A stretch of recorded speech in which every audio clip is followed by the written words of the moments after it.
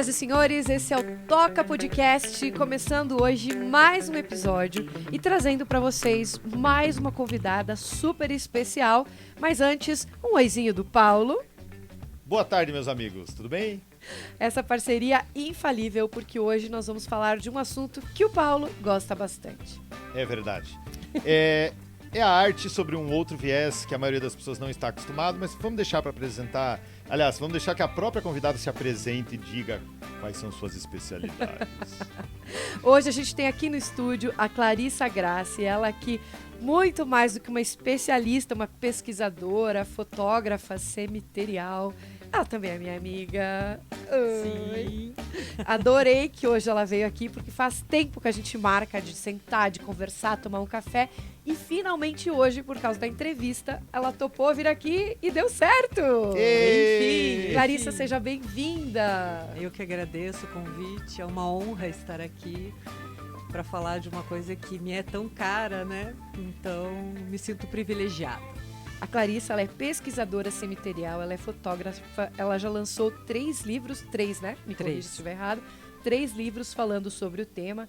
E realmente a arte tumular, ela tem aspectos muito peculiares. A gente vai abordar hoje um pouquinho mais sobre eles, porque muito mais do que entrar num cemitério simplesmente para relembrar as memórias de um ente querido que se foi, você também tem ali à sua volta um museu a céu aberto.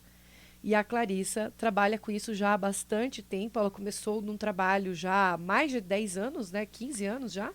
Fazendo de pesquisa, 18. Pesquisas, né? 18 anos fazendo pesquisas. Atingi a maioridade das pesquisas.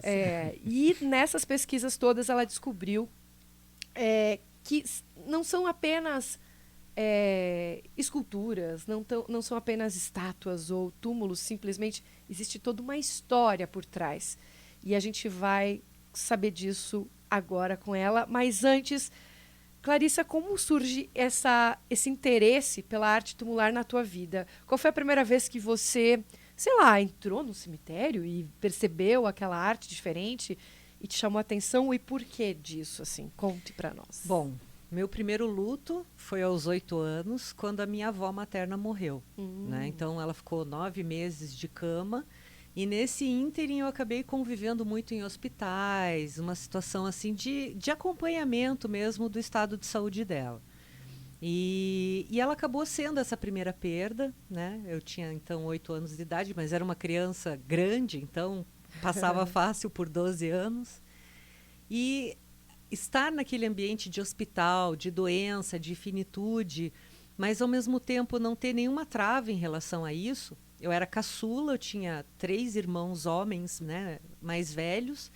Então eu ficava muito junto da minha mãe, que estava sempre na lida com as coisas, com essa questão da doença da minha avó.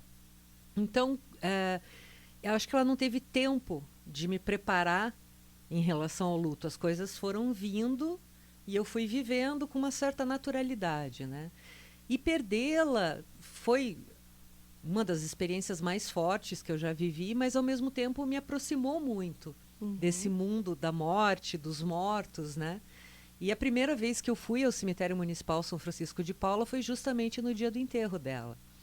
E então eu acho assim que esse contato, da maneira como ele aconteceu, favoreceu que eu não criasse muitos obstáculos com relação à morte e visse com mais naturalidade, né? Ainda mais para uma criança de 8 anos, né? Eu acredito até muitos adultos, né, têm esse receio de entrar nesse ambiente. Para uma criança, muitos pais, aliás, nem levam, né, os filhos no enterro, enfim, né? O que eu acho um erro, né? Porque você não propicia para a criança elaborar um repertório, né, com relação à perda, ao luto. Quer dizer, aquilo que você não viveu, você não tem como enfrentar quando acontece, né? E quando você é criança, você não pode desmerecer, digamos assim, a capacidade da criança de entender o que está acontecendo, né? Então a gente tem que agir com naturalidade e passar aquilo com naturalidade. Eu sempre digo que a criança em si, ela é uma folha de papel em branco.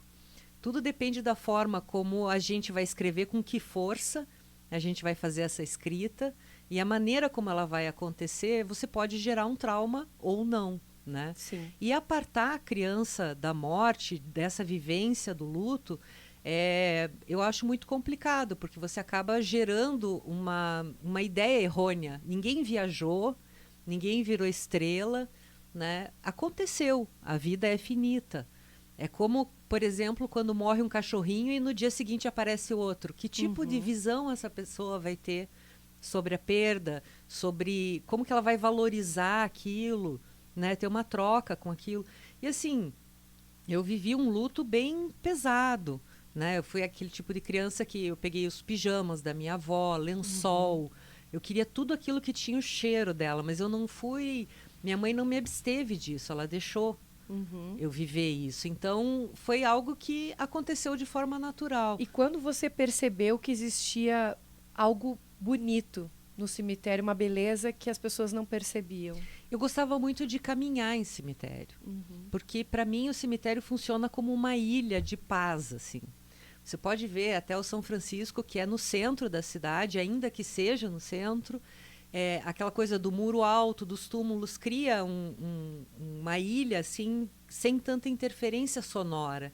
É um lugar que você ouve os pássaros, né? Então é um lugar silencioso e que te remete a um estado de maior paz, né? E acredito que num determinado momento você deva ter olhado ao teu redor e percebido nuances naquelas artes todas. Na verdade, eu tinha muita curiosidade. Muita curiosidade. Eu olhava e ficava pensando, poxa, mas por que essa escultura? Né? Será que é a pessoa que está ali?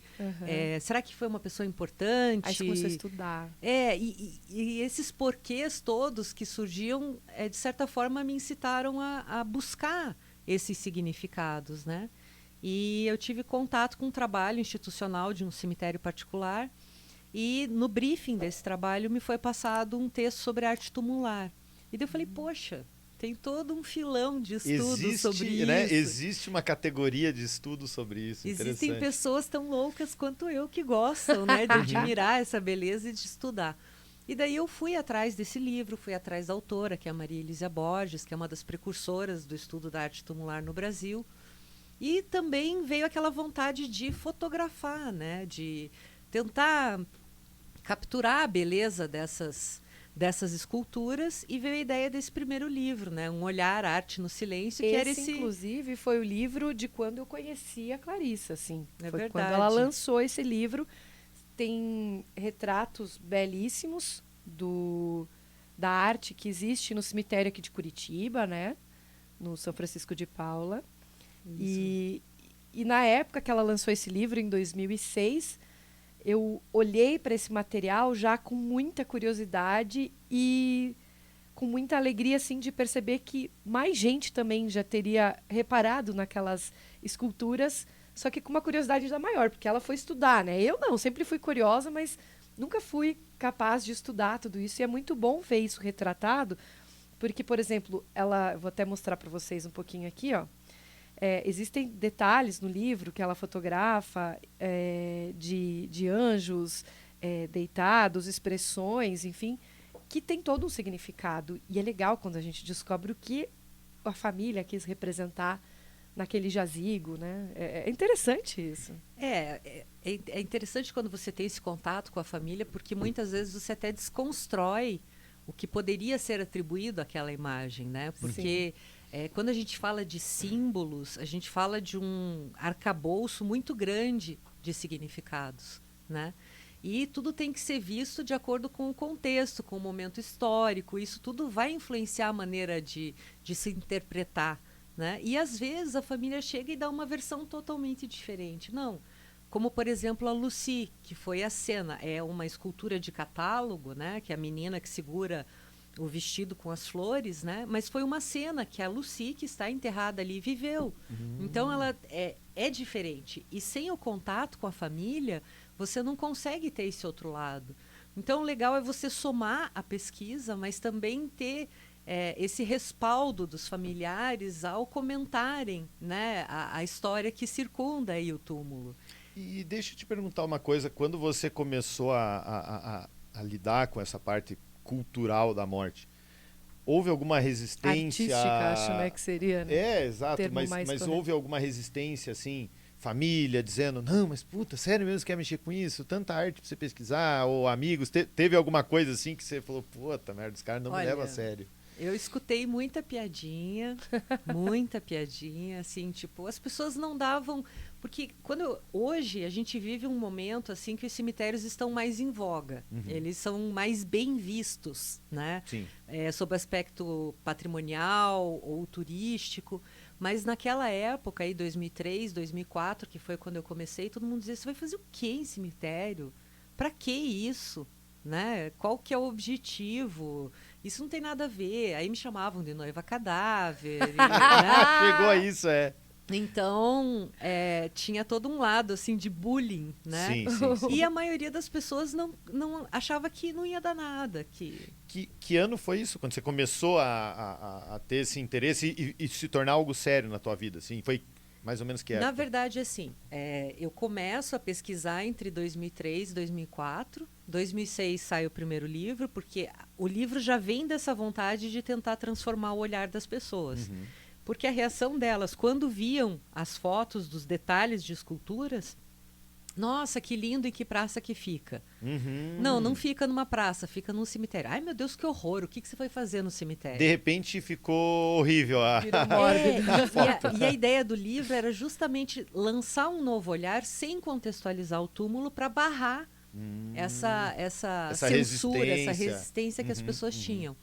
Então, no começo foi uma coisa bem apaixonada mesmo, assim, sem maiores interesses, né? E eu levava como um hobby. E eu levei, assim, até mais ou menos o ano de 2010, né? Que foi quando eu tive uma crise, assim, profissional. Eu falei, poxa, mas... Que era quando você trabalhava com? Eu trabalhava na área de comunicação. Na área de comunicação. Isso, eu cuidava do marketing e da comunicação de uma empresa de reflorestamento. E daí eu não estava muito feliz naquele contexto e conversando, mas eu continuava, porque já de início, de cara, no ano que eu lancei o livro, eu entrei na Associação Brasileira de Estudos Cemiteriais, fui conhecendo outros pesquisadores, fui buscando outros autores. Aquela curiosidade, ela era insaciável, né? Então, e aí você começou a visitar também outros cemitérios, visitar também né? outros cemitérios, conhecer outros trabalhos de pesquisa, né? Então, até 2010 foi uma coisa assim que era paralela à minha vida de comunicóloga, de relações públicas, de vivos ainda, né? Mas eu percebi naquele momento, durante a terapia, que eu precisava tomar uma atitude, que o falar do cemitério, das esculturas dos mortos, despertava muito mais alegria e realização para mim do que o meu próprio trabalho. E provavelmente até por esse contato de você ter conhecido mais do cemitério, além daquilo que as pessoas enxergam, é que deve ter alimentado a tua curiosidade e te levou a buscar alguma coisa fora daqui, vamos dizer, cemitérios em outros lugares, algo que fosse além do comum, assim? Como que foi essa...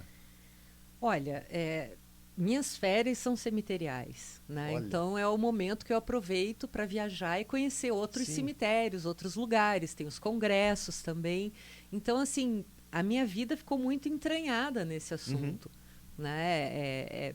É minha grande paixão e é o meu trabalho. Então, acaba que vira o teu universo, né? E o que você diria, assim, que é o cemitério que você entrou e falou, uau, esse é o cemitério mais bonito que eu já entrei. Aonde fica? Eu acho que eu não consigo falar assim, porque cada cemitério me desperta algo diferente. Tem uma história diferente. Porque assim, o cemitério, ele fala muito da cidade. Então a estética dele também tem um discurso, também tem um porquê. E daí dizer que o A é mais bonito que o B, mas qual que te impressionou, assim, o que mais te chamou a atenção? Falou, nossa, que cemitério diferente. Diferente? Nossa, sabe que eu não sei dizer. Porque, o que assim, você já visitou fora do Brasil, assim, de cemitério grande? O que eu posso te dizer não é de um cemitério, mas dos ritos relacionados aos cemitérios que foi no México. Certo, totalmente diferente. Assim, o que mais me impactou no México foi, assim, passar o Dia dos Mortos lá, em primeiro lugar, que era um sonho, né? Eu fui até o cemitério de Mixqui, que fica na província de Tláhuac, que é tipo quase saindo praticamente da cidade do México. E é um cemitério de origem asteca. Então, assim, ver o culto das pessoas, ver o respeito das pessoas com relação aos seus mortos. Gente, não tinha... Era um cemitério pequeno, mas assim, não tinha um túmulo que não estivesse coberto de cempasútil, que é aquela flor que eles usam, né? Que eles acreditam que o odor do cempasútil chama a alma, né? Olha. E assim, não tinha. Tinha, inclusive, algo que me marcou muito, um túmulo no corredor de acesso, assim, da entrada do cemitério. E tinha flores, tinha vela. Quer dizer, uma sensação, assim, de que não há como ser esquecido. Sim. E você consegue, por exemplo, olhar um cemitério e falar, tá, é uma foto no cemitério e dizer, esse aqui é mais no estilo europeu, esse é mais no estilo América Latina. Sei lá. Tem essa diferença, assim? Tem, porque, veja, o que vai ser, no final das contas, o cemitério, né? Mais do que um repositório de restos mortais, ele vai refletir a cultura, a religiosidade, os costumes de uma época, né? As técnicas construtivas, os materiais geológicos disponíveis naquela região, tudo isso acaba influenciando. Por isso que eu digo que cada cemitério é único, porque ele vai ser reflexo da cidade que ele foi inserido, das pessoas que conformavam aquela cidade. Então você tem a arquitetura tumular alemã é muito específica, portuguesa, italiana. E conforme você vai conhecendo esses cemitérios, você vai vislumbrando, você vai agregando um repertório, digamos assim, de referências imagéticas que vão te ajudando a entender. E às vezes você entende também uma cidade pelo cemitério que ela tem. Então eu posso, por exemplo, na minha leiguice, esperar que o cemitério português vai ter aqueles azulejos portugueses, sim. Aquela coisa bem cultural deles. Dá para dizer que é assim, vamos dizer? Sim, assim como, por exemplo, um cemitério português, principalmente se for perto da cidade do Porto, muito provavelmente vai ser um túmulo construído em Lhós português. Olha! Né? Então, por quê? Porque é uma rocha característica de lá. Então, tudo isso entra. Né? Por exemplo, vamos pensar no Egito.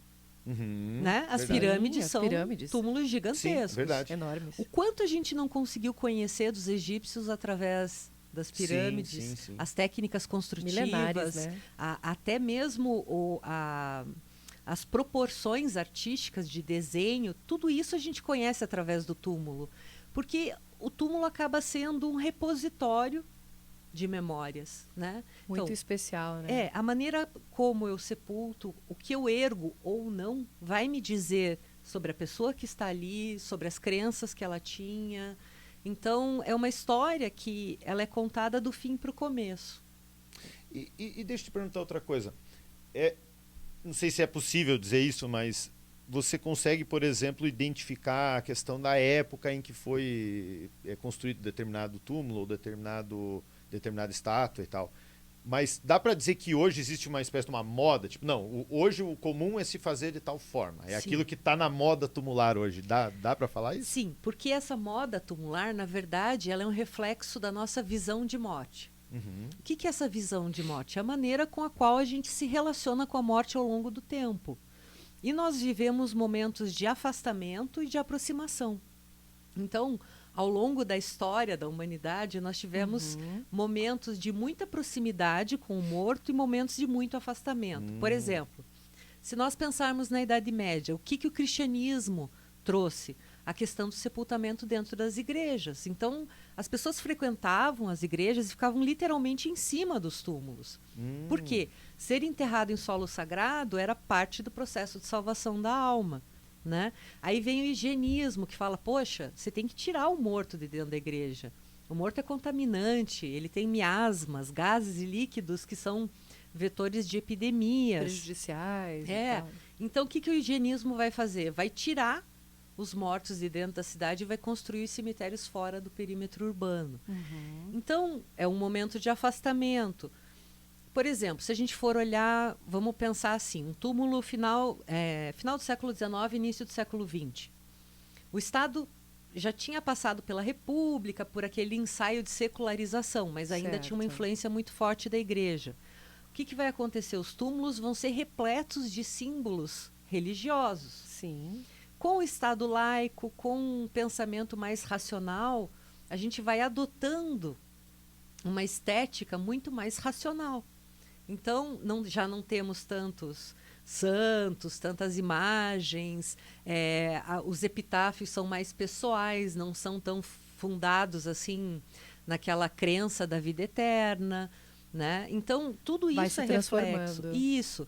E hoje, a gente vive um momento de afastamento em relação à morte. Nós temos uma movimentação nos cemitérios, mas essa movimentação de pessoas vivas, né? Sim, sim. Não dos mortos, é mais fruto de um olhar patrimonializado do que de um relaxamento, digamos assim, nosso com relação à morte. E aí que eu quero te perguntar, e já aproveitar para contar para as pessoas que não sabem, mas a Clarissa também é responsável por criar aqui em Curitiba, né, passeios pelo cemitério para as pessoas conhecerem. E é muito bacana, a gente já fez esse passeio, é muito interessante, você conhece um outro olhar sobre o cemitério.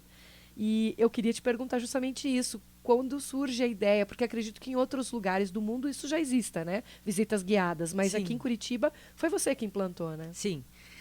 A ideia era justamente ter uma forma, porque quando você faz um livro, você faz uma coisa que tem uma limitação de acesso, né? Algumas pessoas vão ter acesso àquele livro.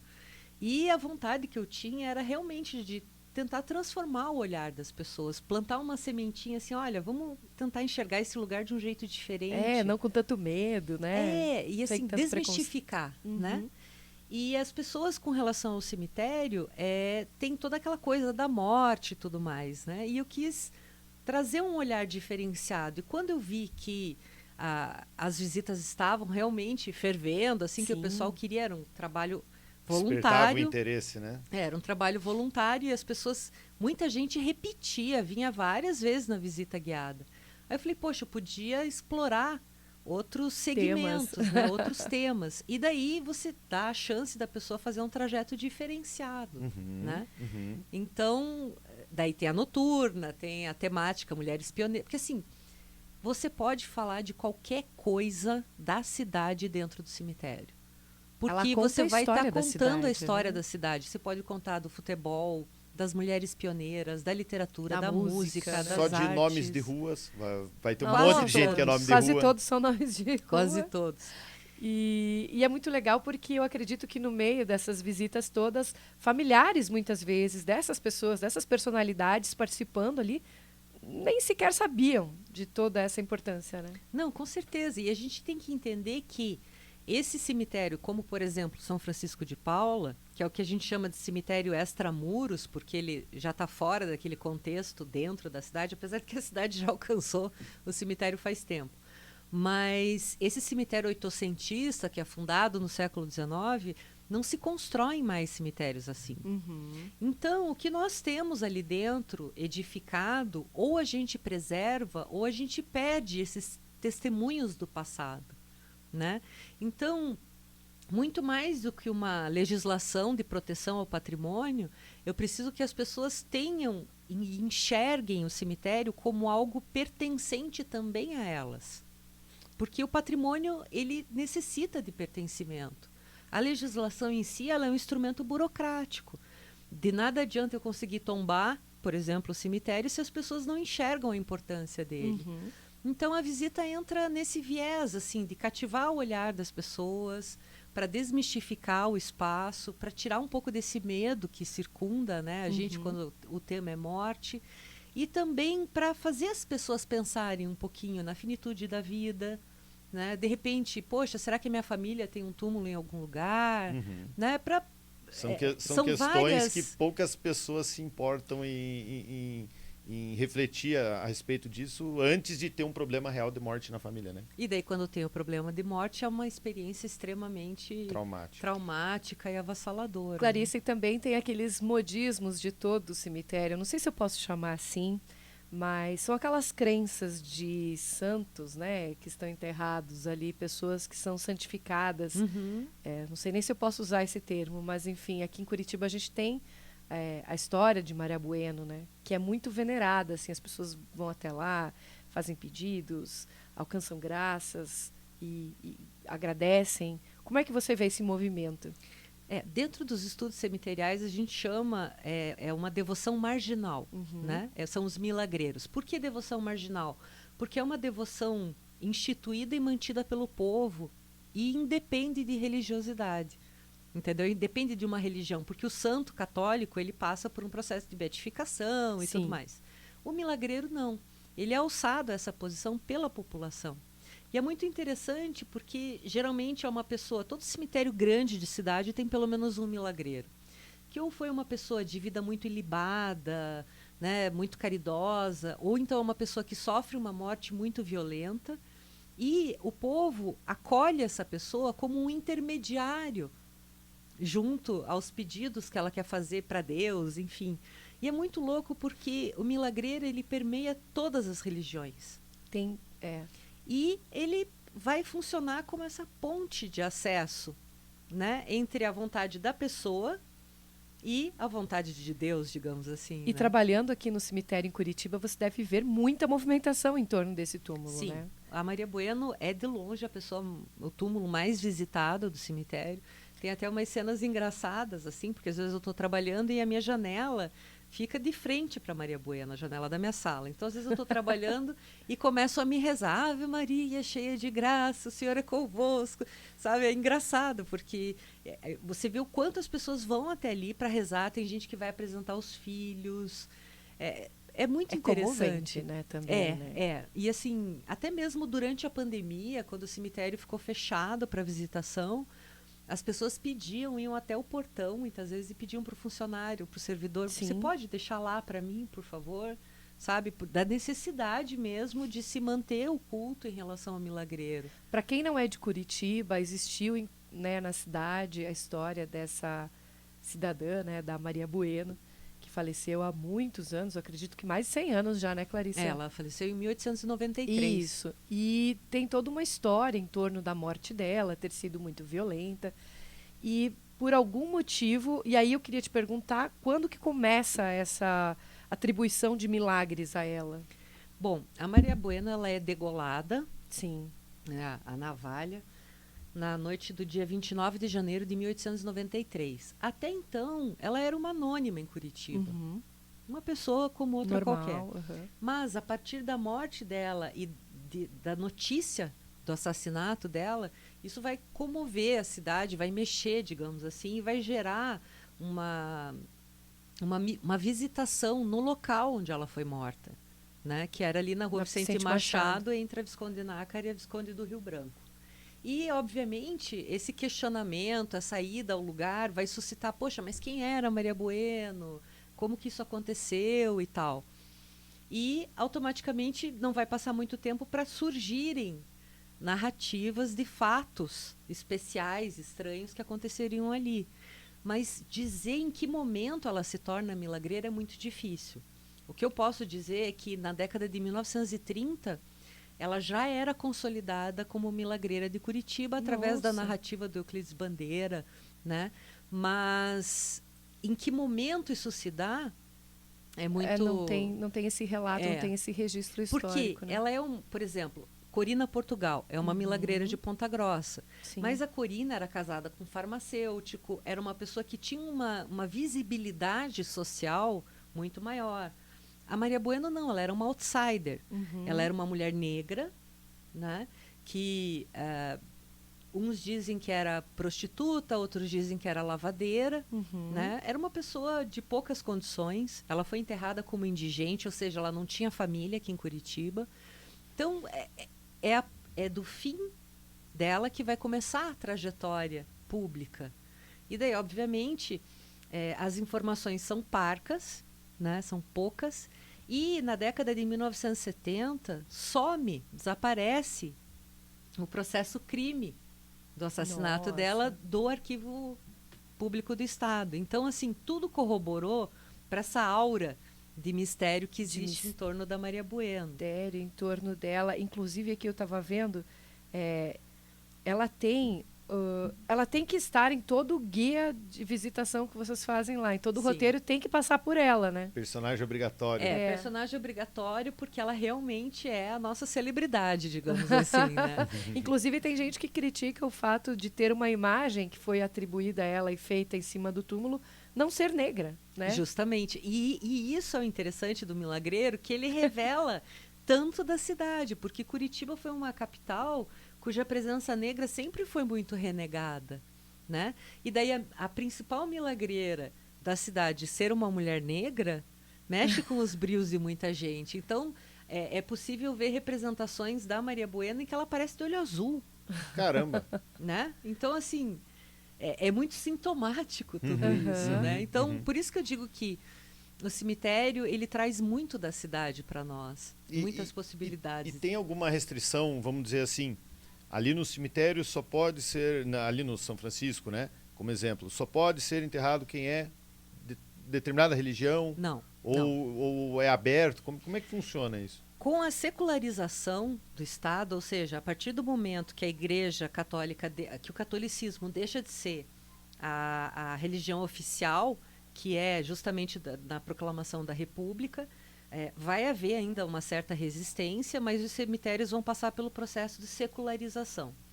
A Igreja deixando de ser, o catolicismo deixando de ser a religião oficial, a Igreja perde o mando sobre os cemitérios. Até então, só católicos que eram sepultados nesses cemitérios. A partir da secularização, aí você não pode fazer distinção de raça, crença, nada. Então é possível que não tenha um cemitério só de quem é luterano ou só de quem é... Não, você pode ter, que é o que a gente chama de cemitério confessional, que é quando ele é restrito a uma religião. Então, por exemplo, o protestante aqui de Curitiba, que é da Comuna Evangélica Luterana, ele é só 2 anos mais novo que o São Francisco de Paula. Por quê? Se a gente for olhar a data que a imigração alemã começa a se chegar em Curitiba, estabelecer em Curitiba, vai convergir com essa época. O Johann Prockmann, que morre, a família leva ele até o São Francisco para tentar enterrar, só que o padre disse, vocês vão se converter? Nossa. Não. Então, ele pode ser enterrado junto do muro, mas do lado de fora do cemitério. Nossa! Aí que a família volta com o corpo e eles acabam sepultando no Alto da Glória e depois pedindo autorização para a Câmara para fundar o cemitério protestante ali. E obviamente, a manifestação artística de cada tipo de religião deve ser bem peculiar, né? Sim. E aqui em Curitiba nós temos cemitérios... do que, vamos dizer? Tem de que religiões que você se lembra que tem aqui? Nós temos o Jardim de Alá, que é um cemitério muçulmano. Nossa, não fazia ideia. Então, como que é a questão do sepultamento para o muçulmano? O corpo é levado até a mesquita. Na mesquita, os familiares fazem um processo de lavagem no corpo, onde se coloca cânfora e outros produtos nos pontos de prostração, né, para oração. Esse corpo é envolto num tipo de mortalha sem costura de algodão. E o caixão ele é utilizado só para transporte, porque esse corpo vai ser depositado diretamente na terra. Obviamente, para que eles possam fazer isso e não ferir o meio ambiente, tem todo um projeto uma especificação de formação de um tipo de um caixote grande de concreto, que depois é recoberto por terra para preservar aquele do pó viestes ao pó retornarás. Então, o corpo ele é colocado diretamente na terra, voltado para Meca, né? E depois é fechado com terra. O costume deles, por exemplo, é lavar a lápide com água de flores. Mas existe então túmulo também, né? Existe uma... Sim, e é um por túmulo só, assim como os judeus. Nós também temos os cemitérios israelitas aqui em Curitiba. Quer dizer, só o sepultamento já é, vamos dizer, uma manifestação cultural, folclórica de cada... religiosa, principalmente. Exato. Né? Nossa, que... Então, assim, isso, né? você tem o cemitério do Jardim de Alá, que é dos muçulmanos, você tem dos israelitas o Água Verde, né?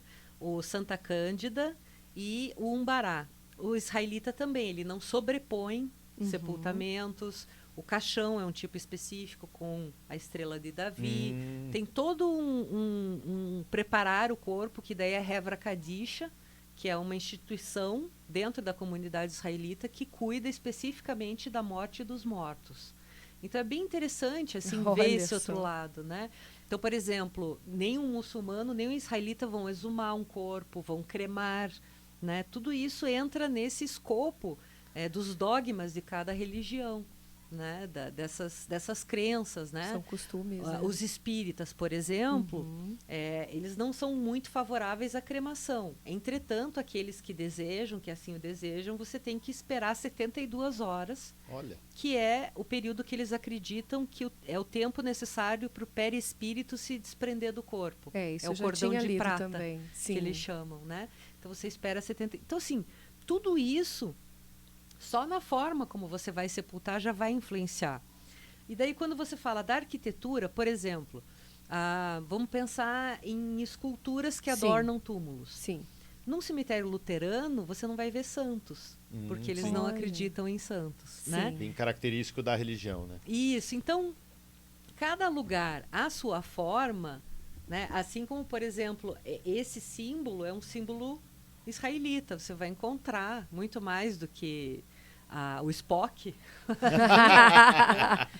É um símbolo israelita que muitas vezes está presente assim nas lápides dos túmulos. Não estou conseguindo esticar direito a mão esquerda aqui. É difícil. Né? Assim, mas daí quando você junta as duas fica mais difícil. É complicado. Então, tudo isso vai se consolidar sobre esses locais de sepultamento e não vai deixar de ser testemunho de uma época.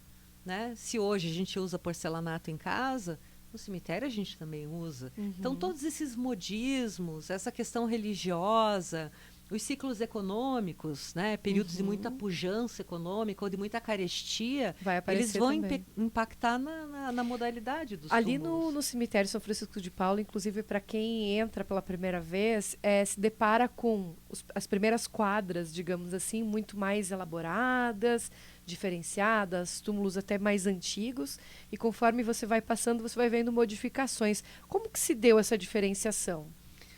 Veja, ali no caso do São Francisco de Paula, o que acontece é que as ampliações dele ao longo do tempo foram seguindo, de certa forma, momentos em que a cidade esteve mais próspera, economicamente próspera e tudo mais. E, obviamente, o ciclo da erva mate, né, marcou muito a história da cidade. Início do século XX, com as fortunas consolidadas, com a consolidação também da estrada de ferro, possibilitando a vinda de outros materiais. Né? Então, por exemplo, nós temos um mausoléu da família do Tobias de Macedo, que é de 1895. É um mausoléu todo feito na cidade do Porto, em Portugal. Veio de navio, obviamente, depois seguiu de trem de Paranaguá até aqui. Né? Então, você vê, cada um desses elementos... Então, a Guerra do Paraguai propicia que o Paraná comece a aumentar a sua exportação de erva mate. Isso vai aumentar a fortuna dos ervateiros. Os ervateiros saem de Antonina e Paranaguá, começam a vir para Curitiba. Muitos fundam as suas fábricas de beneficiamento, porque, na verdade, a erva mate ela não envolve muito beneficiamento. É sapecar, fazer a moagem e tal, né? Então, eles vão ter esses locais do lado das suas casas, em chácaras, como, por exemplo, a região do Batel. Eles constroem seus palacetes. Então, tudo isso vai se misturando e vai ficando expresso também no cemitério. Alguns cemitérios, como o caso da Chacarita, que a gente, inclusive, tem um vídeo aqui no canal, para você que quer conhecer. É um dos maiores cemitérios da América Latina, se não o maior, que tem milhares e milhares de pessoas sepultadas ali. É um cemitério que tem a história que inicia lá em 1875, 80, com a febre amarela, não, né? Ele inicia antes, acho que ele tem expansão, né? Por causa da febre amarela. É início do século XIX. Você tem toda 32. uma história ali também, e a gente percebe, inclusive, que pessoas que moravam próximas em vida, que eram vizinhas, têm seus jazigos vizinhos também, representados ali no cemitério. E isso aparece também em outros cemitérios, né? Acredito que aqui em Curitiba também possa haver essa coincidência, né? Não sei se pode chamar de coincidência. Não é uma coincidência, é uma coisa bem legal que, assim, muitos falam, o cemitério é uma microcidade. A palavra cemitério em latim significa, em grego, né? Local de repouso, local de dormir. Mas a palavra necrópole, que é latina, necromorte, polis, cidade. Sim. Cidade dos mortos, né? E quando a gente vai buscar essa expressão da cidade no cemitério, é algo que fica muito aparente. Porque as pessoas... Então, veja, falando só de Curitiba, qual foi o nosso ciclo econômico? A erva mate. Então, quem vão ser as maiores fortunas dos ervateiros? Sim. Né? Os materiais utilizados. Tem muitos túmulos de granito rosa Curitiba, que é um granito que é da nossa região. A própria imigração vai trazer essas referências estéticas de outros lugares, né? A imigração italiana no Brasil vai trazer os marmoristas italianos que vão reproduzir a sua arte. Então, tudo isso acaba plasmado dentro do cemitério. Por exemplo, você vai no cemitério do Rio, sempre junto de morros, né? Então, você vai Catumbi, São João Batista, são cemitérios que você entra, o Caju também, que é o São Francisco Xavier. Sim. Dói o olho, assim, porque é muito mármore branco. Sim, sim. E você vai ver aquela escultura, aquela estética muito portuguesa. Porque é uma influência, foi a corte ali. Então ali eu vou achar o azulejo português. Né? Vai, mas aqui em Curitiba você também vai achar. É verdade, né? O autêntico azulejo português no túmulo do Antônio Souza Mello. Um dos túmulos famosos aqui de Curitiba e muito curiosos, né, é aquele em formato de pirâmide, né? É verdade. Aparece no teu livro, inclusive, mas não tem nada a ver com a origem da família que está enterrada ali, né? É aí que você vê. O que acontece muitas vezes? A família viaja, né? Imagine os filhos dos ervateiros que já tinham consolidado suas fortunas estudando na Europa, tendo outros referenciais imagéticos. Muitas vezes você vê as famílias contando: minha avó viajou até tal cidade, viu o túmulo e quis um igual. Olha! Na verdade, esse túmulo original dele fica no cemitério de Milão, na Itália.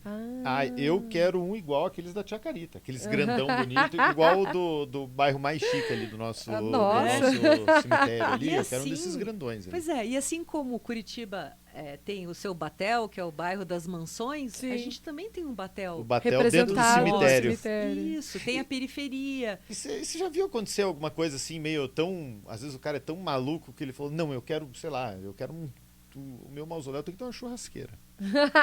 Já viu algo assim? Né? Não, tem que ter uma sacada, porque é onde ele gostava de ficar. Já viu algo assim?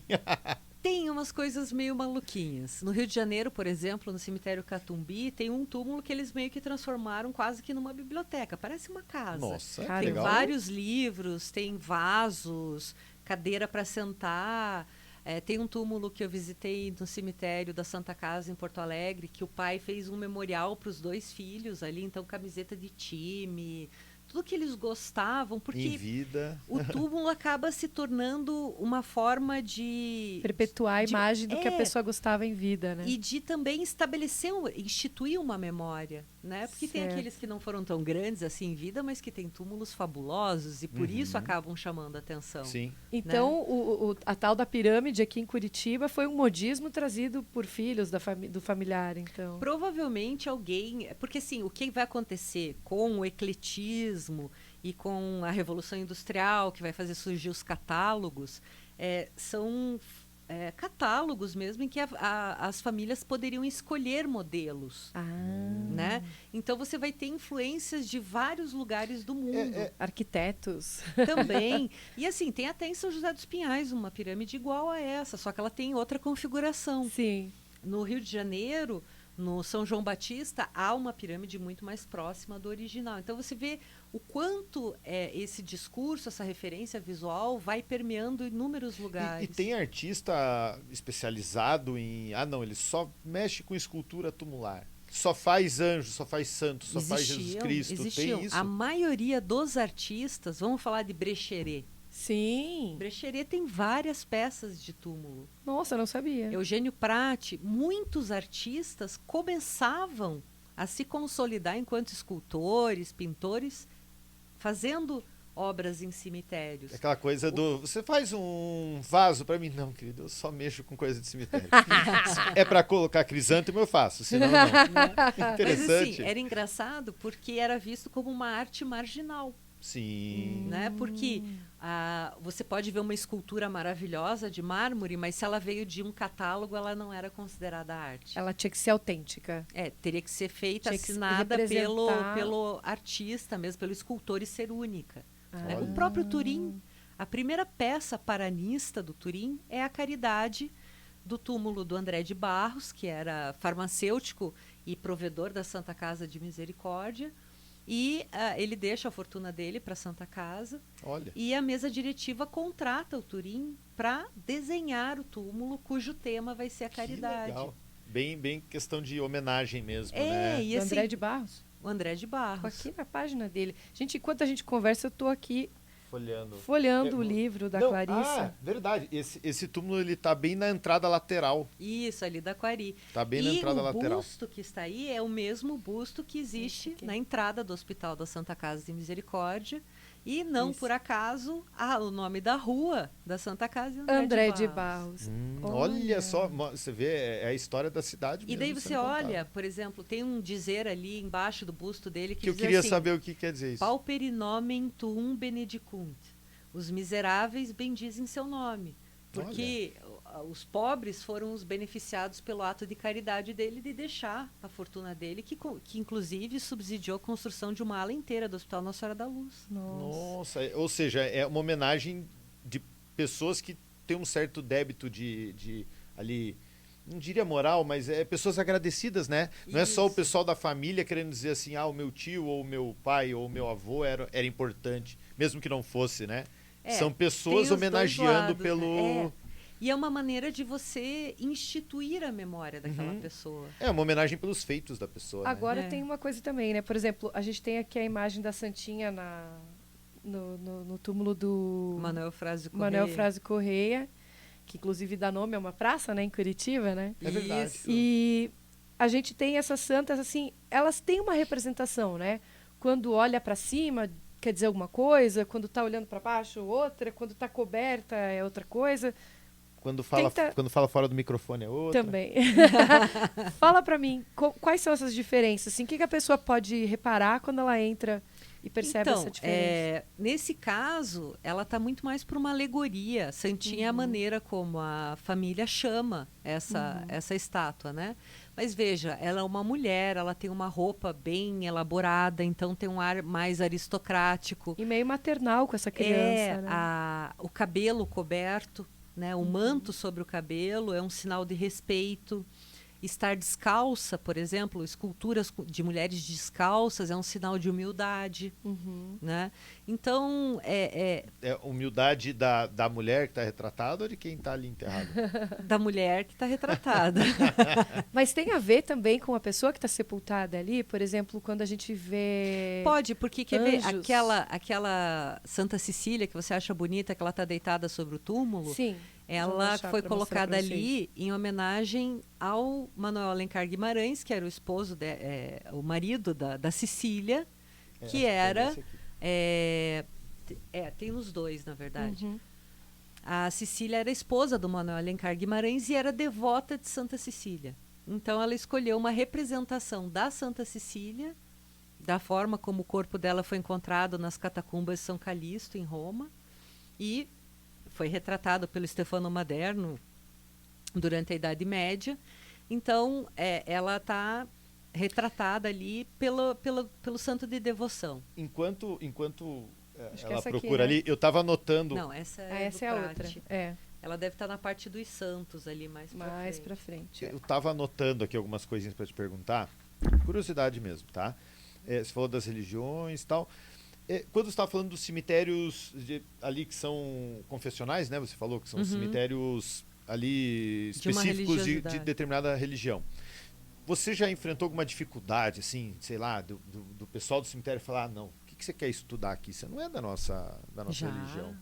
Aqui em Curitiba, isso? Teve Já. fora daqui? Na verdade, assim, quando você fala de um cemitério confessional, é importante sempre, qualquer cemitério, né? Pedir licença, Claro. autorização e tudo mais. Claro, sim. Essa é a Santa Cecília e a pose como ela foi encontrada morta.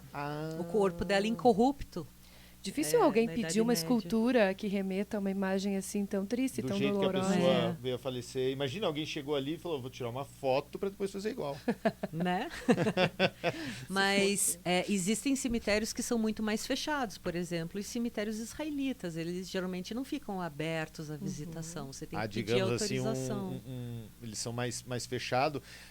Bom, de certa Muitas forma... vezes pelo próprio histórico de até, por exemplo, se você isso que eu passa ia na falar, frente de uma até pela mesquita. questão, por essa questão de ódio, talvez, né? Por exemplo, eu sempre me questionei por que tinham aqueles obstáculos, aquelas manilhas gigantescas perto da mesquita ali no centro da cidade. Da mesquita não, desculpe, da sinagoga.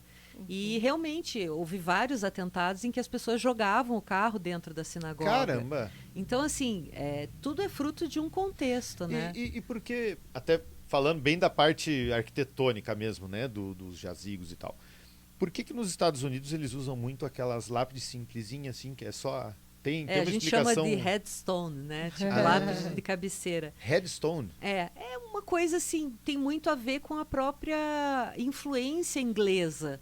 Os cemitérios ingleses são muito assim, né? Então Mas você tipo tem de não querer venerar o santo, de não querer recriar a questão artística. Pode ter ali. essa questão religiosa também, né? E assim, cada povo, a sua forma vai ter maneiras diferentes de sepultar. Né? Porque Tem se aqueles que torna fazem uma beleza diferente de cemitério, né? É. Aquela coisa da graminha bonitinha, que pelo menos aqui no Brasil, que eu me lembro, óbvio, devem ter outros, mas que eu me lembro era o cemitério que foi enterrado o Ayrton Senna. Isso, né? que são os Que é só as cemitérios pedrinhas e tal. O cemitério parque ou jardim, ele é uma influência americana. Só que ele chega aqui no Brasil a partir da década de 50, 60. Muita gente tem preferência por esse tipo de cemitério. E se pergunta, mas por que você gosta mais do cemitério parque? Aí geralmente a pessoa responde, porque, sei lá, nem parece cemitério, parece um jardim. Ou às vezes porque não há uma diferença visual entre quem está enterrado aqui e quem está enterrado ali, talvez. Também, será? mas principalmente porque é um espaço que esteticamente nega a função. Você está andando, parece que você está andando num jardim, não que você está andando num cemitério. Né? Então, isso faz parte um pouco dessa negação da morte, desse afastamento. E voltando a falar em imagens emblemáticas, né, eu acabo entrando aqui numa página do teu livro que você fala dos querubins, né, que representam nada mais do que uma alma feliz, né? Isso é legal também, né? Você ter essa representação. Muitas vezes a pessoa vê uma série de anjinhos, né, no cemitério. Aquele ali tá com os olhos virados para cima. Mas é uma alma feliz. Sim, mas deve ter um significado também. Ele tá... o rosto infantil, ele assim. prostradinho, assim, né? O bumbum de fora ali, dá pra ver um pedacinho do bumbum Olha dele. o pé, que bem feito. E assim, grandes aquela artistas coisa fizeram assim isso. de... eu lembro que quando eu fiz esse primeiro livro, eu querendo fazer algo muito... dentro daquilo que seria o correto, né? Eu fui falar com uma professora de História da Arte, uma alemã chamada Stephanie Dan.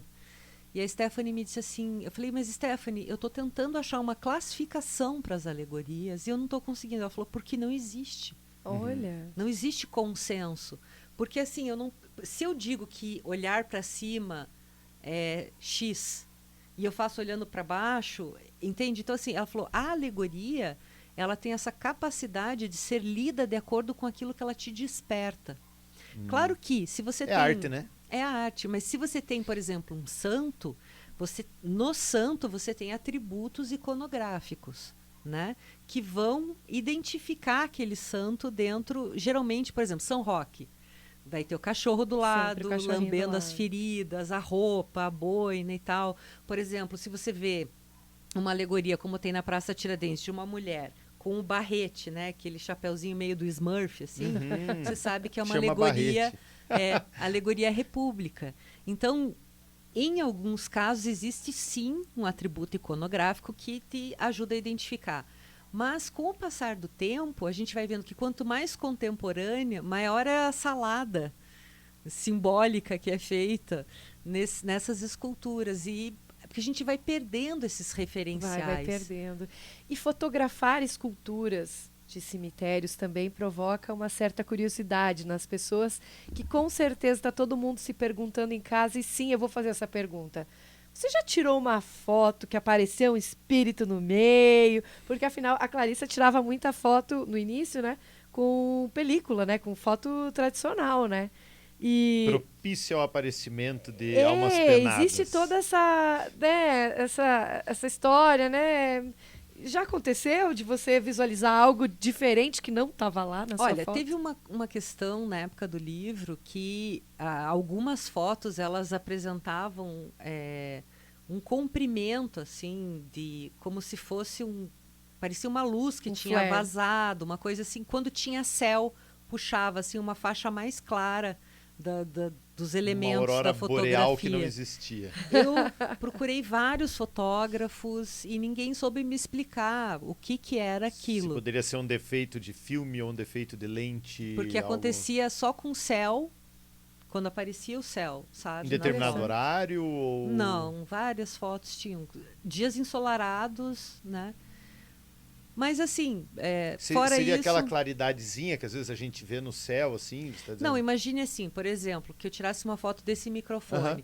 Aqui teria um facho mais claro e aqui teria um facho mais claro. Nossa, Interessante. parece lente suja.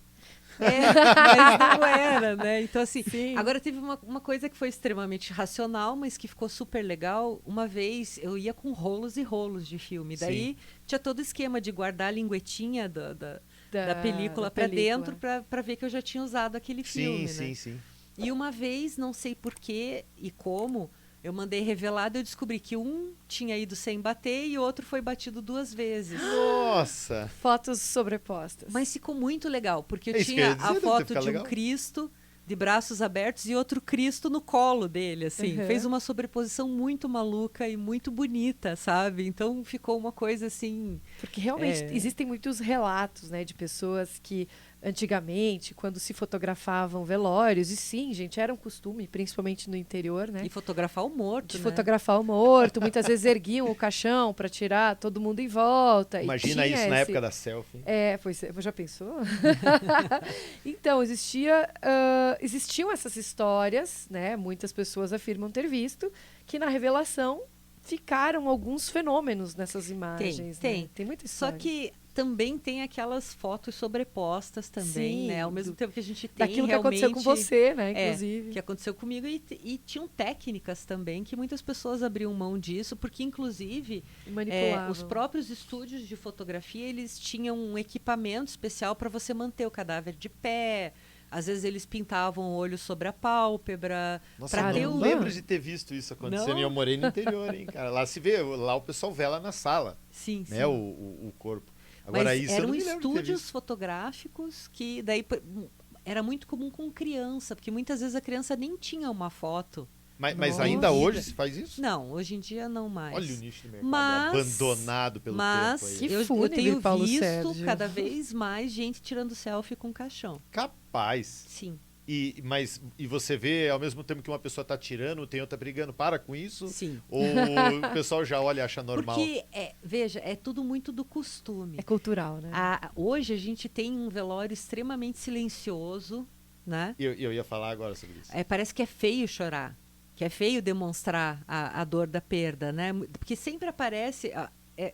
vamos pensar no clássico, a viúva chorando a morte do marido.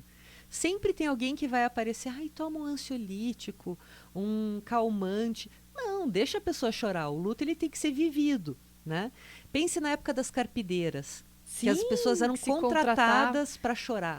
Capaz. Eu tive a oportunidade de assistir um velório muito rápido de um rapaz chamado Quirino, que morreu aqui em Curitiba e ele era da Nova Guiné.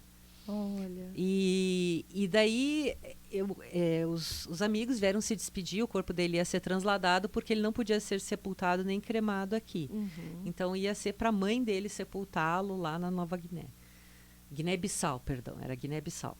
Então as mulheres foram ao velório.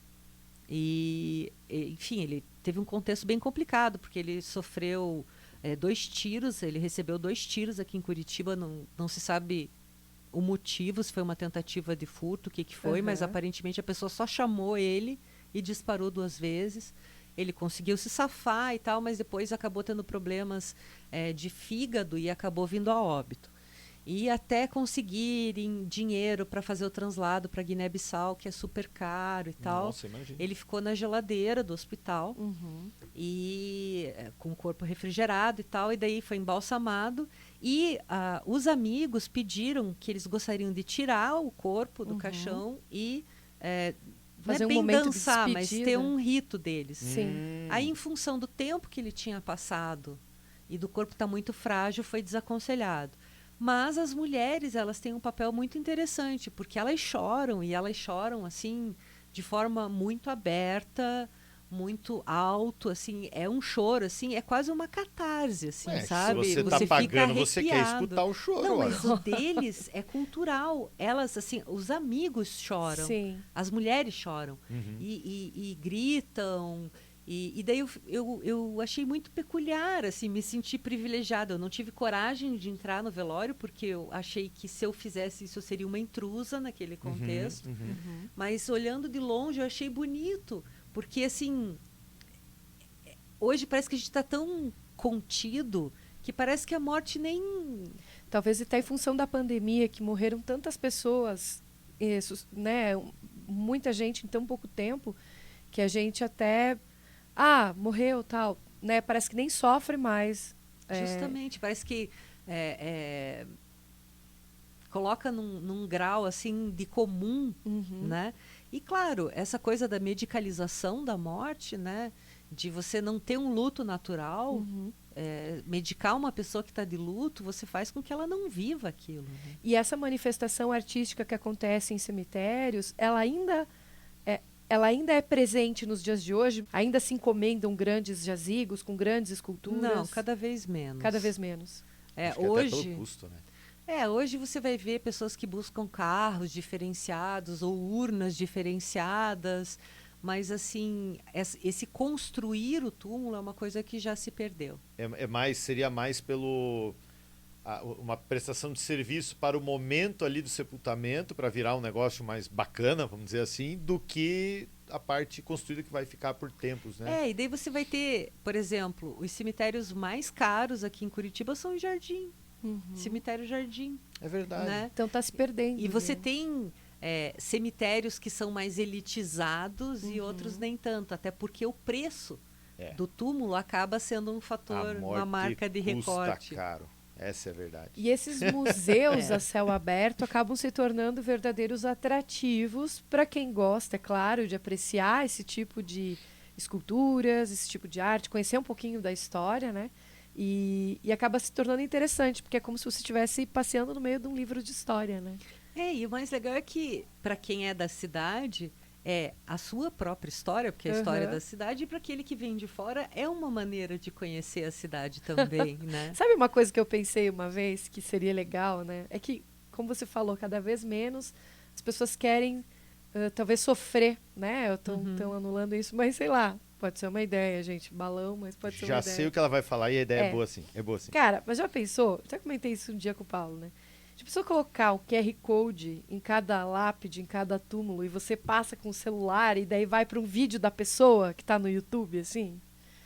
Seria legal, né? Pra você rever Vamos a patentear pessoa. isso aí, por favor. Vídeo eu não pensei. A ideia é minha, hein? Mas a ideia é ótima. Eu pensei no QR Code, como já tem, por exemplo, no Rio, para contar a história da pessoa. Já existe, então. Tem um Oxi, projeto... achei que tava dando uma ideia. Não, nova. mas o do vídeo não existe, não. Não, pensa, Porque vai pro você QR pode Code, incentivar a pessoa a gravar o vídeo em vida. a deixar a sua memória, né? Se Mas é você está verdade. assistindo esse vídeo, é porque eu morri. Vai ser um negócio assim. Não, mas contar um pouquinho do que foi a tua vida, deixar registrado o que você deseja para os teus descendentes, a família sei lá. pode ter interesse, né, em É. mostrar a história Porque de aí você luta tá do visitando- comandante fulano de tal, Isso porque pode não, né? ser, Ó. isso pode ser uma tendência. Inclusive, se nós formos pensar, hoje as redes sociais não prevêem que a gente deixe E um puxa, herdeiro. puxa o perfil do exatamente. Facebook do e finado, por que não? transforma em memorial, não transforma. E exatamente, você pode fazer um atribuir memorial a um póstumo. conhecido o gerenciamento do teu perfil. Exatamente. Não, e agora, até com o NFC, é uma coisa muito legal, porque você pode pegar o teu celular, passar no NFC do túmulo, né, naquela tagzinha, e já sai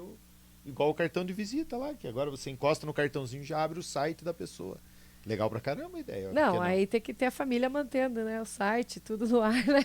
Isso custa. Eu não vou fazer propaganda, né? Mas você pode criar, não tem lá, como é que é os nomes? Tem o não sei o que, card, o monocard, você pode criar porque eu fico imaginando como mortocard, serão... porque não? Você encosta ali no NFC do túmulo Porque e eu sai fico imaginando como serão os cemitérios o vídeo daqui da 100 pessoa. anos, ou como eles serão vistos. Como que a gente vai ser lembrado, se não vai por ter- esses vídeos no YouTube? Vai Sei ter as lá. redes sociais da pessoa. Será que isso vai existir ainda? E aí, quando ela lê o NFC ou o QR Code, provavelmente vai. Como é que é? Linktree? Linktree. Aí vai aparecer todas as redes sociais, você escolhe se quer conhecer a pessoa pelo que ela postava no Instagram, Não sei, pelo mas que ela fico postava no imaginando- Facebook ou pelo LinkedIn dela, né? Os tokens digitais, né? Você vai eu conseguir acho- fazer isso. Porque é uma Vai realidade. tudo pra nuvem. Porque, por exemplo, tem exato. um grupo de estudos da Universidade de Colômbia, de arquitetos, que eles se propõem a traçar outras formas de destinação dos mortos. Então, por exemplo, tinha um projeto deles que eu vi que era praças de luz. Você consegue fazer um preparo químico e você vira uma fonte de luz. Olha, Então, que iluminaria lindo. por baixo da ponte ou iluminaria a praça por um tempo. Entendeu? Que Então louco. são coisas assim, tem liquefação, tem tanta, sabe? Aí esses tempos atrás, ressuscitaram um projeto de um casal de italianos que era você ficar em posição fetal, daí era uma bolsa como se fosse um útero, assim, se fica em sim. posição fetal, e em cima era plantada uma árvore. Aí todo mundo, nossa, que legal, mas ninguém pensou que você ia ficar no invólucro, que você não ia se decompor direito, né? E quem que vai regar a árvore? Sim. Para ela crescer, né? Porque senão vai morrer. E, Plantar por plantar não dá, né? né? É. Então, assim, e aquilo, não sei por que entrou no Facebook, e daqui a pouco, tipo, estavam ressuscitando muita o gente processo, compartilhando. o projeto. Então, tem muita coisa. Exumaram o projeto. Exumaram o projeto. Então, tem muita coisa hoje em dia que caminha realmente para isso. E uma coisa curiosa, claro, né? Contém ironia, tá? Lá vem. É bom avisar, né? Infelizmente a gente tem que avisar com ter ironia. Mas assim, a gente tava falando, né, da selfie, dessa coisa moderna, do pessoal que quer, enfim. Fazer um Nunca TikTok. aconteceu de alguém que, sei lá, o cara gostava muito de funk e no meio do enterro alguém ligou uma JBL dentro do caixão e. Tem começou. caixão com sistema de som. Oi? Olha! Tem. Como assim? Desenvolveram alguns anos atrás um caixão que tinha um sistema de som. Falei pra Mas você peraí, que os mas mais pra caros quê, devem ter gente? até Bluetooth. Se bobear, tem vídeo de trava elétrica também. Da o onde, caixão. gente? Tem, Como ó, assim? esses dias tinha um vídeo rolando que estavam distribuindo cerveja no velório. Tem gente que foi fazer churrasco no cemitério. Será que vai começar a moda que nem tem nos Estados Unidos, do velório com show, com festa, com banda? Eu não Olha, duvido. a minha mãe tem um grupo musical e eles já cantaram em velório. Já foram contratados para cantar as músicas. Eu tenho uma tia minha que que o faleceu falecido que queria. ela fez os irmãos prometerem que eles iam fazer polenta com galinha. Nossa! E foi feito Por favor, nos convida. foi feito no dia seguinte. Ah, já foi. Já foi, né? Ah. Sinto muito. Perdemos uma Foi no ano que polenta eu com uma lancei o galinhada. primeiro livro. Gente. E assim, foi engraçado porque chegou todo mundo assim, tava todo mundo meio travado e daqui a pouco tava todo mundo se abraçando, chorando e rindo ao mesmo tempo. Ou seja, Nossa. olha que há um certo benefício de você viver o luto dessa forma alegre, né? Porque querendo ou não, assim- vai até unir aqueles parentes que tinham brigado.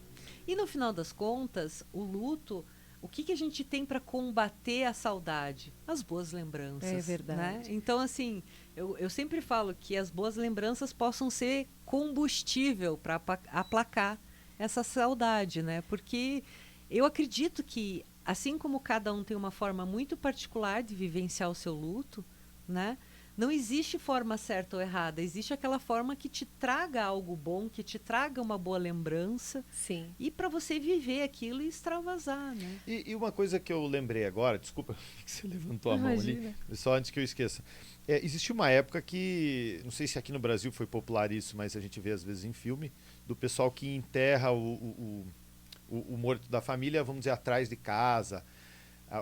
Isso existe Não, ainda? tinha atrás da igreja, que era comum, né? Ter os cemitérios mas atrás das mansão- igrejas. Não, mas né? em mansões eu já vi em Tinha. filmes Mas retratarem pode o enterro. isso, gente? Então, isso que eu queria Mas saber. daí geralmente eram locais assim mais rurais, assim, Isso. fora do contexto urbano. Eu vi em Existem- mansões, em filmes isso em mansões. assim. Mas geralmente é aquela mansão afastada Sim, da bem cidade, afastado, né? verdade. Realmente tinha, sim, né? Ainda existem fazendas que têm cemitérios. Olha. Né?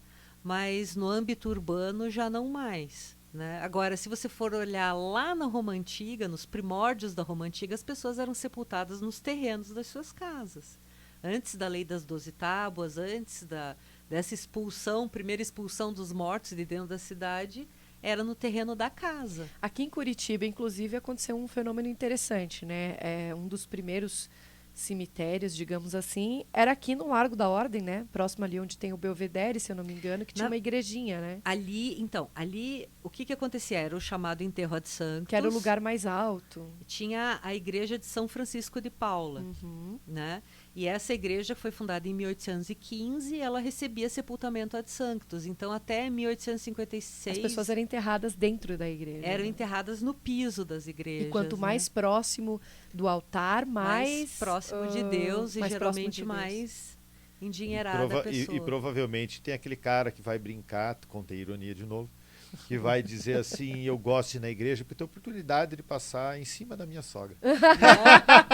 Sempre vai ter essas piadas assim aí. como tem um abnegado que muitas vezes pedia para ser sepultado na soleira da porta, Olha. para que fosse pisado por todos aqueles que, como uma forma de autopunição. Caramba! E aí, posteriormente, né, em função das questões sanitárias e tudo, que se transportou esse cemitério, digamos assim, esse local, para onde é hoje, né?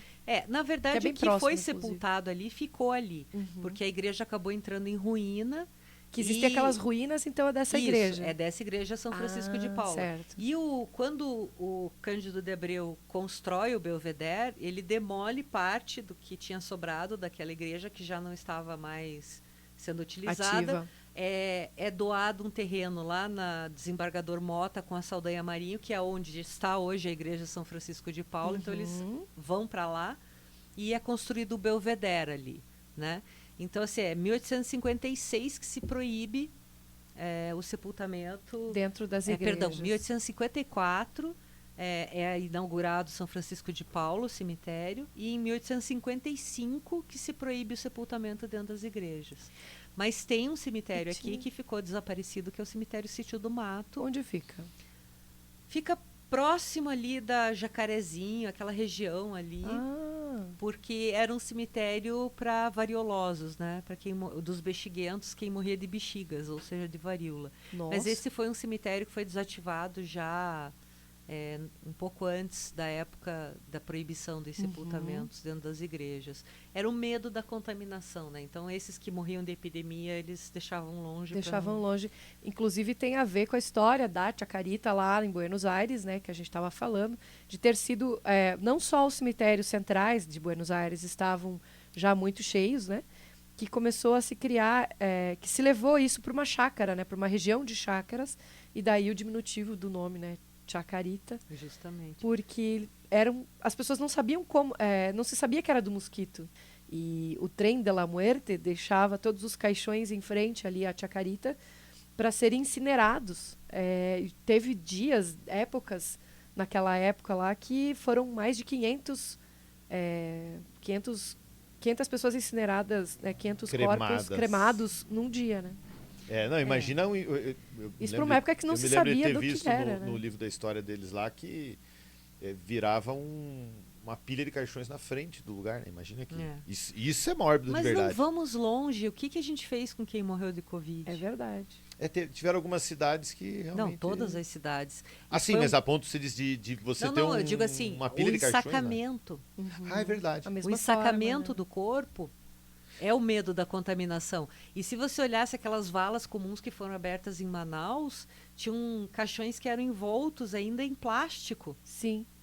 Eu me lembro que acho que foi no Equador, né? Que estavam até com dificuldade de recolher os corpos e o pessoal estava colocando para fora de casa.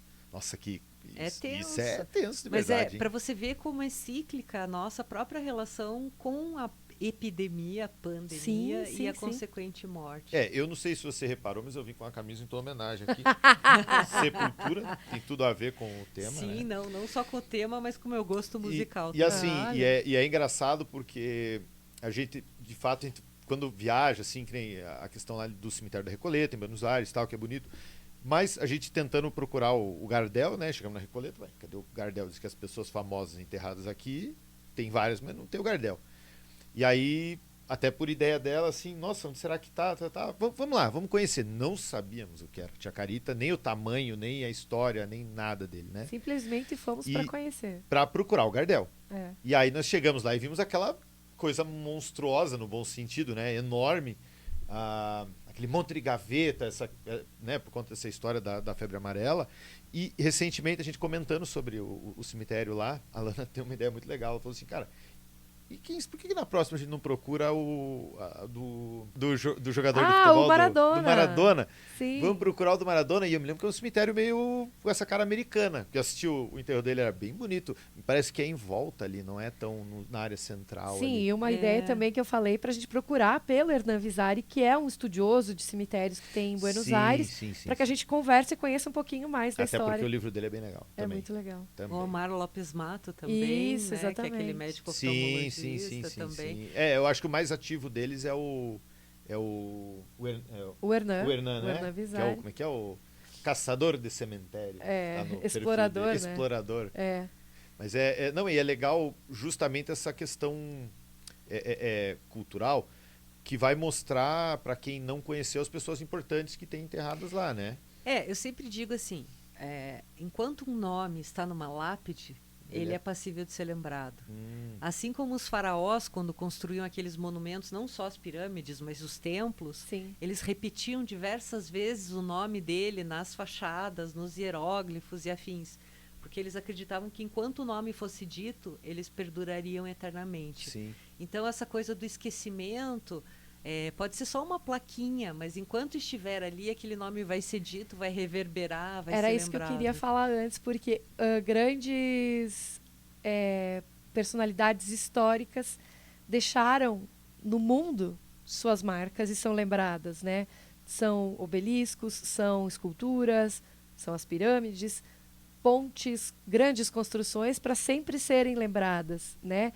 E me parece assim que muita gente não sei se não quer ser lembrada ou não faz questão de ser lembrada, mas está, não sei, é isso que eu quis comentar antes no início. Como que a gente vai ser lembrado, né, no futuro? Como que serão esses cemitérios? Será que a gente vai estar num vídeo na nuvem? Será que vão limpar o nosso túmulo? Não, será que a gente vai ter túmulo? Né? É aquela história, né? Vai pra nuvem. Existem aquelas pessoas que fazem seu próprio túmulo em vida, né? Já deixam pronto para garantir que a vontade deles seja E tem uma história curiosa também em Buenos Aires, né, de um cidadão que fez o seu próprio mausoléu. Ele trabalhava, né, no cemitério. Trabalhava e depois, não sei por que motivos, agora me corrijam, que ele veio a falecer e parece que foi bem imediato, assim, o que eu li de história foi bem imediato, assim, ele terminou e não, eu quero ser enterrado aqui, eu vou morrer daqui a pouco. E parece que alguma coisa assim deu muito certinho. Ele falou, eu vou morrer amanhã, vou morrer daqui uma semana. E ele morreu, ele cumpriu a promessa dele. E tem a história de uma zeladora, de uma senhora que trabalhava num cemitério italiano que conseguiu ser retratada em escultura, né, também no túmulo. E é interessante ver isso, né? Essa necessidade que nós temos de perdurar, porque morte é desaparecimento e é esquecimento. Comente então aí. O túmulo ele vem Eu quero até pedir para quem está assistindo aí, para quem está ouvindo a nossa entrevista, que comente. Você quer ser lembrado? Como você quer ser lembrado? Escreva para a gente. Você quer algum objeto que vá Você quer uma escultura? Enterrado? Vai ter vai ter gente querendo garrafa de Skol, vai ter um pouco de tudo. E não esqueça que a cremação, apesar de ser atual e ser uma tendência, se você não destina as cinzas, você não tem marco referencial. É verdade. Se desaparece por completo. Você pode sumir. Porque assim, quando a última pessoa que estiver com aquelas cinzas, ou a última pessoa que lembrar de quem eram, de quem foi, desaparecer, a tua história desaparece. E nesse sentido também as fotografias, né? Quando a gente remexe baús de fotografias, que a gente vê pessoas da nossa família que a gente não conheceu, se não tiver a mãe ou alguém próximo para dizer, essa aqui foi a tia fulana, essa aqui foi isso aqui, também vai se perdendo aquelas imagens, a gente também não vai lembrar quem foram. Nossa, que bonita, mas quem é? Não sei. Né? Isso, O túmulo triste, ele funciona como esse dispositivo de permanência. Enquanto estiver ali, né, você vai ser lido, você Será vai que a ser, de gente certa vai forma, ter- Eu lembrado. me lembrei de uma coisa. Memorial. Existe em Curitiba algum cemitério assim para pet? Em Curitiba, não. Porque é um nicho de mercado, hein? Mas acho que na região metropolitana tem, se É não me mesmo? engano. Tem. E tem crematório só para Porque eu lembrei como a gente trata hoje os bichinhos de estimação como da família, né? Então eu imaginei assim, nossa, deve ter... Ou é possível que venha a ter esse nicho de mercado, inclusive das esculturas. Já houve questões assim de querer que o cemitério normal, o cemitério Acolha o acolhesse o pet junto também. com o dono que já está ali enterrado há um mês, por E exemplo. uma outra forma de lembrança também que se deu ao longo da história foi em relação a livros, né? Os escritores deixavam suas ideias escritas em livros, enfim, também para terem a sua memória perpetuada, né? Tanto que as pessoas dizem, né, que todo mundo tem que, como é que é? Plantar uma árvore, tem que ter um filho, Plantar escrever um árvores, livro. Isso. E no caso do podcast, falar no microfone. É Que eu estou monitorando o áudio aqui. Não, mas é engraçado isso. E realmente é um tema extremamente complexo e controverso. Ninguém quer ser esquecido. Não ninguém quer falar sobre morte antes da morte, né?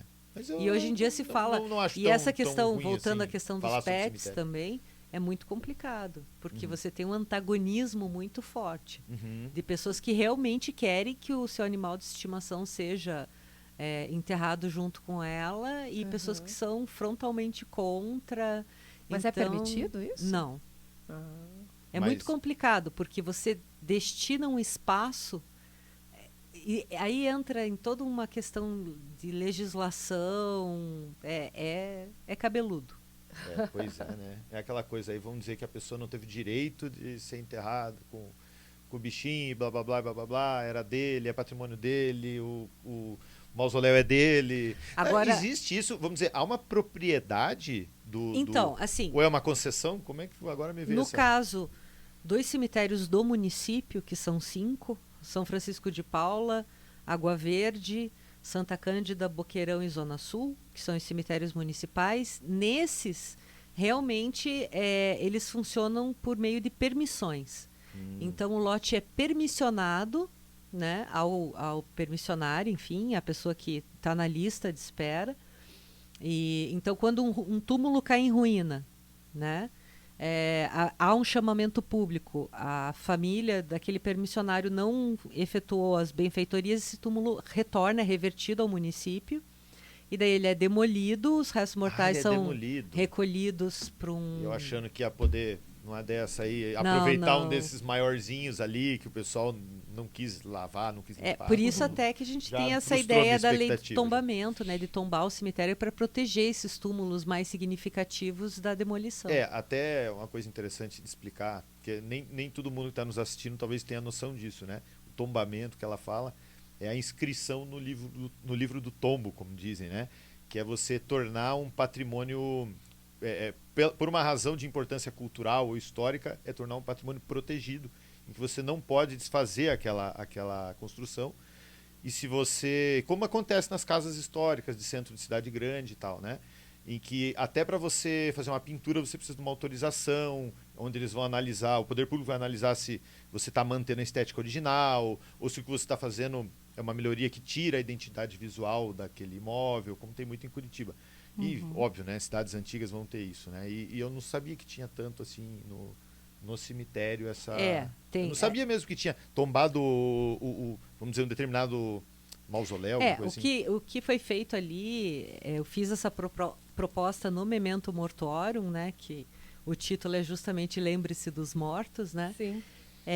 Foi feito um zoneamento baseado na tipologia classificatória que eu e o Fábio Batista, que é um arquiteto, a gente criou para classificar esses túmulos. Nós fizemos o levantamento completo dos 5.743 túmulos, a classificação deles. Isso é cidade ou não é só naquele cemitério, né? Não, só no São Francisco de Paula. Só lá tem 5 mil? 5.743. Caramba, não fazia ideia. E é uma microcidade mesmo. Sim. São mais de 96 mil sepultados, enfim. E daí, com essa classificação e com a aplicação da tipologia, a gente conseguiu delimitar os bairros dessa cidade. Né? Então, a gente sabe, tem o centro histórico, tem o bairro urbanizado, tem a área de transição, tem o batel, a periferia, enfim. Então, partindo dessa premissa, desses bairros, a gente verificou uma volumetria que é característica. Então, foi feito um zoneamento, como uns R4, R3, que é o que determina a altura máxima que os túmulos podem ter. Justo. Então, nós dividimos em 4 áreas, para onde ele é naturalmente verticalizado, porque essa é a tendência, essa sobreposição de gavetas, né? Só que essa sobreposição de gavetas numa parte histórica mais antiga, que é mais horizontal, é um barramento visual, né? Claro, estraga. Claro. Então, nós fizemos esse regramento baseado nessa volumetria. Então, você tem regras para ampliação dos túmulos e tem aqueles protegidos rigorosamente, que são aqueles que não podem ser alterados. Tombados pelo patrimônio histórico. Ambas ações fazem parte do tombamento, só que uma no sentido de preservar a paisagem, né, daquilo que eventualmente possa não ter tanta relevância. É uma questão de meio ambiente visual. É de manter a paisagem do cemitério exato, sem perder. Porque às vezes o pessoal acha que meio ambiente é Isso só também verde. tá... Na verdade, política de meio ambiente envolve também a questão visual e sonora também. Isso também está aqui nesse outro livro, Momento Mortuorum, também da Clarissa. Para encontrar os teus livros, Clarissa, somente direto com você... Existe algum lugar que as pessoas possam... Na verdade, assim, comprar? O primeiro, que é o Olhar Arte no Silêncio, ele esgotou. Já acabou. Esse não existe mais. O guia de visitação está acabando também. Acho que aqui, só tenho mais uns 20. Nossa, que bonita a arte do livro. Mas o guia, ele tem para vender lá na livraria do Sesc, no Paço da Liberdade, ali na Praça Generoso Marques. Então, e o Memento Mortuorum, que é o mais novo, esse tem mais, ainda está longe de esgotar, também no Sesc. Que capricho a estética dele internamente, né? Vamos dizer, com detalhes... A ideia... Em toda a página com detalhes diferentes, assim, bem a ideia, assim, é que a pessoa que leia conheça um pouco da história do cemitério, das características dele, mas que também tenha um certo conhecimento para que quando ela visite outros cemitérios, ela tenha esses referenciais. Bacana essa referência. Muito legal mesmo. Clarissa, quem quiser falar contigo, tirar dúvidas, pode mandar uma foto, de repente, de algum lugar que conheceu, que quer saber mais. Para onde ela manda? Para qual e-mail que as pessoas entram em contato contigo? Você tem um e-mail de contato? Na verdade, eu preciso ressuscitar meu e-mail de contato. facebook.com/cemitério municipal. Porque Instagram tá muito pessoal e o perfil mesmo do Facebook eu quase não tenho entrado. Mas quem quiser também me procurar, Clarissa Grassi. Qualquer coisa, dá um pulinho ali no cemitério Fala, municipal. Oi, queria falar com a Clarissa. Aí ele fala, mas Clarissa do que? Não, aqui tá viva aqui Não, e para você que assistiu a gente até agora, que quiser deixar teus comentários, quiser colocar as tuas impressões também sobre a nossa entrevista, por favor, escreva abaixo. Compartilhe com aquele seu amigo que adora esse tema, ou que gosta, tem curiosidade, que também possa conhecer um pouquinho mais. Espero que você tenha gostado aí desse papo. Eu adorei, sempre é muito bom conversar com a Clarissa, ela sabe disso. É o melhor papo de cemitério que já tivemos. Com certeza, eu duvido que tenha outros tão interessantes assim no YouTube. Eu falo que as minhas melhores e maiores amizades sempre vêm do cemitério. Nossa. E vêm por um viés, né? No caso da Lana, ela me entrevistando. Artístico, né? Porque... No dia do lançamento da exposição fotográfica e do primeiro livro. Foi um então lançamento muito especial. no Solar do Barão, em 2006. Eu era repórter de um programa chamado Museus, que existia na TV Paraná Educativa. E aí, quando a gente fala de morte da pessoa e tal, do esquecimento, eu também vou entrar num viés aqui que é muito comum hoje em dia, né? Quando um programa acaba, né? Muitas vezes esse programa de TV também cai no esquecimento, mas graças à internet, né, a gente consegue ter, às vezes, um registro, às vezes alguém posta um vídeo antigo, e é muito legal a gente relembrar isso, é muito bom trazer de volta essas memórias, né, saber de onde a gente veio, saber o que a gente fez lá no início. Por isso que eu dei essa ideia antes na entrevista, de, sei lá, se criar uma maneira de perpetuar a imagem da pessoa. Não sei se isso é mórbido demais ou o quê. Não sei se você que está assistindo está achando isso tudo muito louco. Mas é interessante você guardar a imagem da pessoa fazendo o que ela mais gostava, falando algo que ela quisesse que você, que está aqui agora, soubesse. Se a Maria Bueno pudesse ter deixado algo escrito, que interessante não seria, não? Às vezes era a frase que ela mais utilizava, aquela que você vai ver na lápide, alguma coisa assim. É interessante, é interessante. Bom, vamos encerrando por aqui. Eu quero agradecer a tua presença aqui no nosso querido podcast. Toca Podcast. Se Deus quiser, nós vamos ter mais algumas entrevistas contigo, assim que você lançar mais algum livro. Você não vai parar a produção por aí, né? Provavelmente. O momento, assim, estar ali no departamento agora, né? Porque daí, no final das contas, de relações públicas, eu acabei indo para a diretoria do Departamento de Serviços Especiais, né? E especiais não é à toa, porque vejam, até mesmo na hora de dar um nome para o departamento que cuida do serviço funerário e dos cemitérios do município, saíram especiais. Né? Para não dizer mórbidos.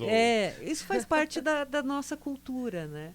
Mas devagarinho a gente vai plantando uma sementinha, porque no final das contas, a única coisa que é fato para todos nós é que um dia a gente vai morrer. E se isso é inegável, inegociável, por que não buscar uma forma de viver melhor e de viver as lembranças daqueles que já não estão mais conosco de uma forma legal, né? É verdade. Morrer todo mundo vai, mas Sim. então que pelo menos a gente possa ter um trato, digamos assim, um pouco mais leve com a morte. É verdade, e digno, né? Certeza. Então é isso aí. Alguma última consideração? Não, só queria deixar um beijão para todo mundo que está assistindo. Agradecer demais a Clarissa por ter vindo, eu adorei. Imagina, eu que agradeço, foi ótimo, como sempre. De novo, convidar você para ficar ligado aqui na Toca Cultural, porque semana que vem a gente vai ter mais uma super entrevista. E toda semana é assim, esse papo gostoso, sem hora para acabar. A gente fica aqui conversando, trocando ideia, com você participando, e é sempre muito bom. Se você gostou, por favor, deixa o like, afinal ficou até essa hora no vídeo, é porque você gostou. Então, por favor, dê o like, não cai o dedo, é gratuito e pra gente é de extrema importância. Faz um comentáriozinho ali também embaixo, me diz qual foi a tua impressão, compartilha com teus amigos, e é isso. Isso vai nos ajudar muito, vai criar engajamento, e é o que nós queremos, crescer e trazer só boas entrevistas para você. É isso aí, a gente está querendo criar aqui mais um espaço para a gente conversar com pessoas super interessantes, que têm trabalhos assim muito bacanas, como é o caso da Clarissa, que eu adoro o trabalho dela, acho muito legal. E quero ter aqui na Toca Cultural esse espaço para que a gente possa conversar com você e trazer esses assuntos sempre bem legais para todo mundo. Fechou? Fechou. Um forte abraço a todos e até Beijo a próxima. Beijo pra vocês, até semana que vem. Tchau, Tchau, gente.